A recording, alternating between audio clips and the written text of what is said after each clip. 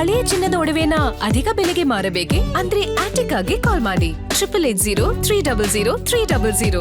Attica gold company.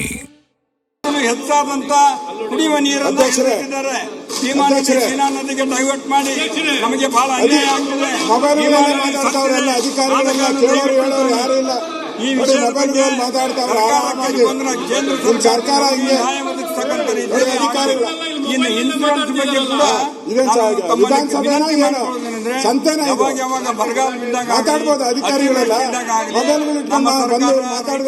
ಹೋಗಿದೆ. ಈ ಸಲ ಕೂಡ ಈಗ ಬರಗಾಲದ ಎಲ್ಲ ಮಂತ್ರಿಗಳನ್ನ ಕಳಿಸಿದ್ದಾರೆ.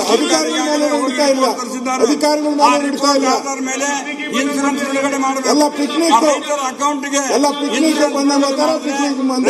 ಇರ್ತಕ್ಕಂಥ ಸ್ಥಿತಿ ಆಗ್ತದೆ. ಇಲ್ರಿ ಅವರು ಗಂಭೀರವಾದಂತಹ ಪರಿಸ್ಥಿತಿನೇ. ರೈತರು 4,000 ಮೇಲ್ಪಟ್ಟು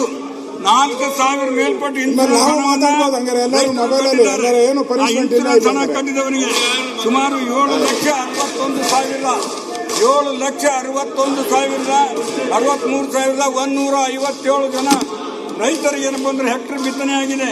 ಸುಮಾರು ನಮ್ಮ ಇನ್ಶೂರೆನ್ಸ್ ತುಂಬಿರ್ತಕ್ಕಂಥವ್ರು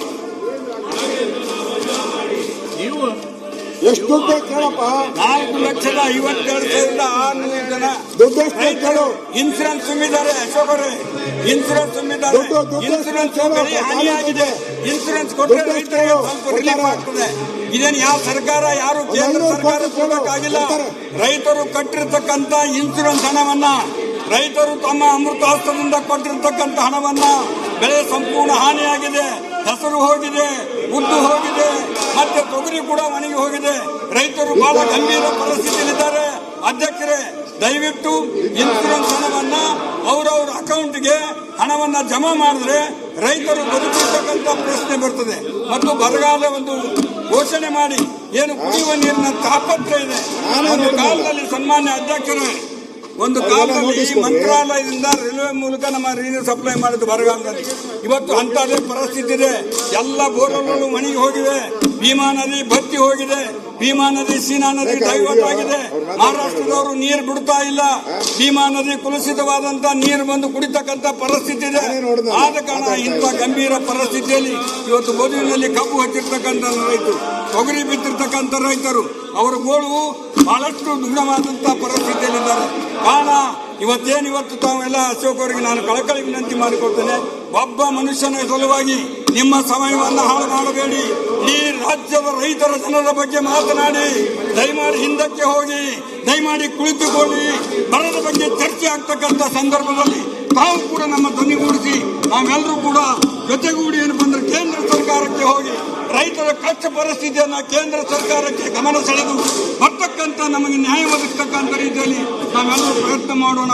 ಒಂದು ಕಾಲದಲ್ಲಿ ಕೇಂದ್ರ ಸರ್ಕಾರ 71,000 ಕೋಟಿ ರೂಪಾಯಿ ಸಾಲ ಮನ್ನಾ ಮಾಡಿರ್ತಕ್ಕಂಥ ಇತಿಹಾಸ ಕರ್ನಾಟಕದಲ್ಲಿ, ಮತ್ತು ಕೇಂದ್ರ ಸರ್ಕಾರ ಕಾಂಗ್ರೆಸ್ ಪಕ್ಷ ಮಾಡಿರ್ತಕ್ಕಂಥ ಸಾಧನೆ ಇದೆ. ತಮ್ಮ ಸರ್ಕಾರ, ಮೋದಿ ಸರ್ಕಾರ ಈ ಬಗ್ಗೆ ರೈತರ ಬಗ್ಗೆ ಕಾಳಜಿ ವಹಿಸಿ ನೀವೆಲ್ಲ ಅಲ್ಲಿ ಹೋಗಿ ನಾವು ನಿಮ್ ಜೊತೆಗೆ ಬರ್ತೀವಿ, ನಾವು ನೀವು ಸೇರಿ ಕೂಡಿ ಅವರಲ್ಲಿ ಬಂದು ರೈತರ ಸಾಲ ಮನ್ನಾ ಮಾಡತಕ್ಕಂಥ ಪ್ರಯತ್ನವನ್ನ ಮಾಡೋಣ ಅಂತಕ್ಕಂಥ ಮಾತನ್ನ ನಾನು ಬಹಳ ಕಳಕಳಿಯಿಂದ ತಮ್ಮ ಗಮನಕ್ಕೆ ತರಬಯಸ್ತೇನೆ. ದಯಮಾಡಿ ನಾವೆಲ್ಲರೂ ರೈತರ ಮಕ್ಕಳಿದ್ದೇವೆ. ರೈತರು ಬಹಳ ಕಷ್ಟದಲ್ಲಿದ್ದಾರೆ. ವಿಧಾನಸಭೆ ನಡೆದಿದೆ, ನಮ್ಮ ಬಗ್ಗೆ ಚರ್ಚೆ ಆಗ್ತಾ ಇದೆ. ರೈತರಿಗೆ ನ್ಯಾಯ ಸಿಗ್ತದೆ ಅಂತಕ್ಕಂಥ ನೋಡ್ತಾ ಇದ್ದಾರೆ. ಇಲ್ಲಿ ನೋಡಿದ್ರೆ ನೀವು ಬೊಬ್ಬೆ ಹಾಕ್ತಾ ಇದ್ದೀರಿ ಒಬ್ಬರ ಸಲುವಾಗಿ. ದಯಮಾಡಿ ಇದನ್ನು ಮಾಡಬೇಡಿ. ರೈತರ ಬಗ್ಗೆ ಚರ್ಚೆ ಮಾಡಿ. ಹೇಳಿ ಎದ್ದೇಳಿ ಶಾಸಕರೇ, ರೈತರ ಬಗ್ಗೆ ಮಾತನಾಡಿ, ರೈತರ ಬಗ್ಗೆ ಚರ್ಚೆ ಮಾಡಿ. ಸುಮ್ಮನೆ ಒಬ್ಬ ವ್ಯಕ್ತಿ ಬಗ್ಗೆ ಚರ್ಚೆ ಮಾಡಬೇಡಿ. ಹೇಳಿ ಎದ್ದೇಳಿ ಅಂತಕ್ಕಂಥ ಮಾತನ್ನು ನಾವು ಈ ಸಂದರ್ಭದಲ್ಲಿ ಅಧ್ಯಕ್ಷರೇ ದಯಮಾಡಿ ಇದರ ಬರದ ಬಗ್ಗೆ ಚರ್ಚೆ ಮಾಡಿ ಅವರನ್ನ ಸುಮ್ಮನೆ ಕುಳಿಸಿಕೊಡ್ರಿ. ಬರಗಾಲದ ಬಗ್ಗೆ ಗಂಭೀರ ಚರ್ಚೆ ಮಾಡಿ ಒಂದು ನಿರ್ಣಯ ತೆಗೆದುಕೊಳ್ಳಬೇಕು ಅಂತ ಹೇಳಿ ನಮ್ಮಲ್ಲಿ ಕಳಕಳಿಯಿಂದ ವಿನಂತಿಸಿಕೊಳ್ತೇನೆ. ಧನ್ಯವಾದ. ಗ್ಯಾರಂಟಿ ನ್ಯೂಸ್, ಸುದ್ದಿ ಖಚಿತ, ನ್ಯಾಯ ನಿಶ್ಚಿತ.